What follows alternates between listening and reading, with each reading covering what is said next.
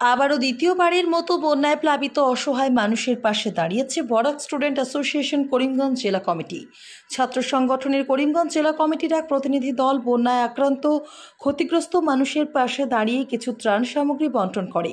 ত্রাণ সামগ্রীতে ছিল চাল, ডাল, আটা, লবণ, বিস্কুট ও পানীয় জল, মুড়ি ইত্যাদি। বরাক স্টুডেন্ট অ্যাসোসিয়েশনের করিমগঞ্জ জেলা কমিটি গত দুদিন আগে নিলাম বাজার ও আছিমগঞ্জ বড়াইগ্রাম ও পাথারকান্দি বাজারে বিভিন্ন ব্যবসায়ী প্রতিষ্ঠান থেকে 10 টাকা, 20 টাকা, 50 টাকা করে চাঁদা সংগ্রহ করে। বন্যায় করিমগঞ্জ জেলা প্রশাসন 25 জুন অবধি সবগুলি স্কুল ছুটি ঘোষণা করেন। ছাত্ররা ছুটি পেয়ে দুর্গত মানুষের পাশে দাঁড়ায়। তারপর চাল, ডাল সহ বিভিন্ন খাদ্য সামগ্রী ক্রয় করে নৌকো নিয়ে বিভিন্ন গ্রামে দুর্গত মানুষদের মধ্যে খাদ্য সামগ্রী বন্টন করে।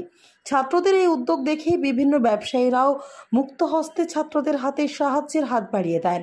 চাঁদা সংগ্রহ থেকে ত্রাণ বন্টন পর্যন্ত ছিলেন করিমগঞ্জ জেলা সভাপতি হুসেন আহমেদ ও সহ সভাপতি আহবাব উদ্দিন এবং উপদেষ্টা শামীম আহমেদ, উপদেষ্টা নিহার রঞ্জন দেবনাথ, সাধারণ সম্পাদক জাকারিয়া হোসেন সহ সারুন এবং সহ সম্পাদক মিসাবাহুল ইসলাম সহ অন্যান্যরা।